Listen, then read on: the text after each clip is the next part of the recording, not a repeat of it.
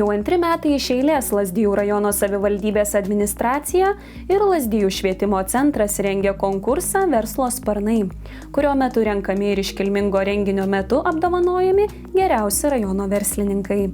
Toks šventinis Verslo sparnų renginys įvyko ketvirtadienį, gruodžio 17 dieną Lazdijų kultūros namų menėje. Renginį iš tikrųjų vertinu kaip labai reikalingą ir manau, kad verslo žmonės yra pagrindas visos mūsų ekonomikos. Jeigu nebūtų verslininkų, tai nėra ekonomikos, nėra darbdavių. Tai aišku, kad mes pagerbėm verslininkus, suaktyvinam juos domėtis vienu kitu, teikti pasiūlymus, galų galėt susitikti ir pabendrauti. O šiaip tai mes labai pratę kaip lietuviai mažai bendrauti ir manau, kad verslininkai turėdami labai užimti savo darbo grafikus irgi retai susitinka, tai daug priežasčių yra, dėl ko šitas renginys yra labai reikalingas. Nes iš tikrųjų labai yra svarbu, kaip mūsų elgsena. Ir kaip mes elgiamės, ar perkam iš kaimyno, ar perkam lietuvišką. Tai aš sakau, kad ir būtina pirkti lietuvišką, pirkti iš kaimyno. Tas sakau ne tik aš, bet sako mokslininkai, mūsų mokslo daktarai ir visi. Tai mes keiskim požiūrį, nepirkim Lenkijoje, nepirkim kiniško, pirkim tik lietuviško. Savo sveikinimo žodyje susirinkusiems verslininkams bei renginio svečiams rajono savivaldybės meras Artūras Margelis sakė, jog rojus yra ten, kur jį susikūrėme patys. O tokių kuriančių rojų čia, Lazdijų rajone, kasmet daugėja. Jaunėja jų amžius, tai nuteikia optimistiškai. Ta proga į svečius atvykęs Vytauto didžiojo universiteto ekonomikos ir vadybos katedros prodekanas, mokslų daktaras Vytautas Liesionis, pasidalijo įžvalgomis apie verslo kūrimo ypatumus Lietuvoje. Šie renginiai yra reikalingi ir aš manau, kad daugiau reikėtų tokių renginių, daugiau parodyti dėmesio tą pačią. Kadangi visa ekonomika laikosi dėka jų ir tą, ką jie daro, valstybė gali tik tai dėka jų klestėti ir augti ekonomiką, vystytis. Tai taip, kad manau, kad tas mūsų indėlis parodyti jiem dėmesį betarpiškai reikalingas yra.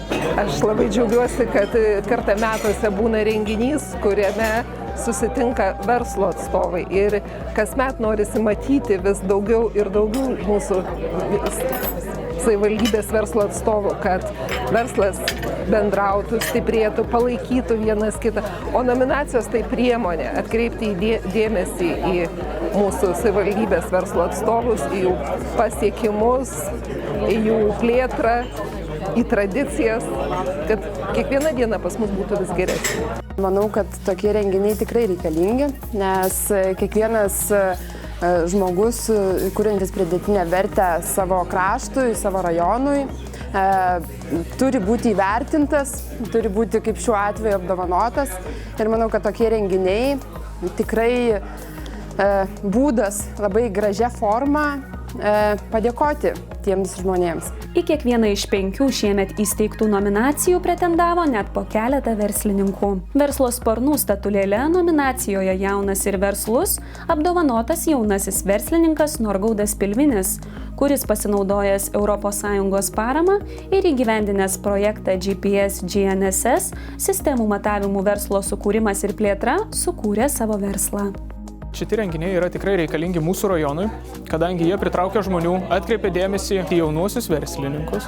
Verslo idėja gimė man universitete. Šią verslo sritį pasirinkau dėl to, kad tiesiog mokinausi šią specialybę ir mano gyvenime tikslas buvo toksai vienas iš pagrindinių tikslų – tiesiog susikurti kaip minimum savo darbo vietą.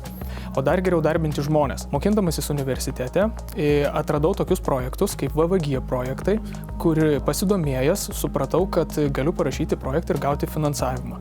Taip ir pasielgiau, pasibaigiau savo studijas, parašiau projektą, gavau finansavimą, įsigijau įrangą, įsigijęs įrangą pradėjau dirbti savo. Šiandien dienai esu tvirtai atsistojęs ant savo kojų, esu savo amato profesionalas, laikui bėgant stengsiuosi darbinti žmonės, kurti darbo vietas čia Lazdijų rajone.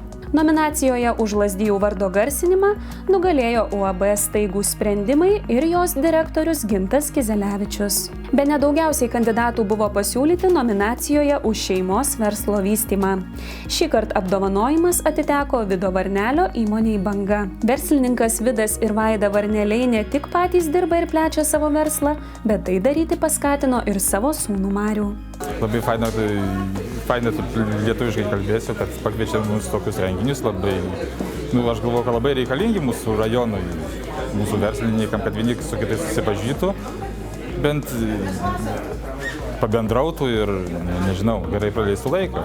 Ką norėtum palinkėti visiems verslininkams, tai aišku, gero biznio, kad gerai verslas klestėtų, kad pinigėlių būtų daug ir jei bus pinigų, bus investicijos, aišku, į mūsų rajoną būtų visai fainai, kad, kaip sakė, kad nereikėtų išvežti niekur tų pinigų, viskas pasiliktų vietai. Ir ką visiems noriu palinkėti gerų švenčių, gerų naujų metų. Nominacijoje už sėkmingą verslo pradžią verslo sparnų statulėlė įteikta 27 metų kaimo turizmo sodybos Gintarinis namas savininkui Žydrūnui Vasiliauskui, kuris verslo pradžiamokslį gavo iš savo tėvų. Pripažinimą vertinu labai teigiamai, iš tikrųjų man šis pripažinimas didelis postūmis į priekį toliau plėsti savo verslą, galbūt net ir ateityje įdarbinti, kurti darbo vietas. Šiam verslui pastumėjo didelį postūmį davė tėvai, jie pradėjo kaimo turizmą, dabar ir aš jau 2 metai vykdau nuosavą kaimo turizmo sodybą esu atsidaręs. Taip pat palaikymo daug sulaukiu iš artimųjų ir draugų. Savo bendramžiaus norėčiau palinkėti, kad jie daugiau darytų, ne tai, kad sakytų darysim, o imtų, darytų ir siektų savo užsibrėžtų tikslų. Nominacijos Versli kaimo bendruomenė apdovanojimą atsiėmė Žydrūnas Rutkauskas, Varnėnų kaimo bendruomenės pirmininkas. Bendruomenė apdovanota už tai, kad kuria darbo vietas savo kaime, rašo projektus ir randa lėšų ne tik bendruomenės pastatams remontuoti, bet ir jiems išlaikyti.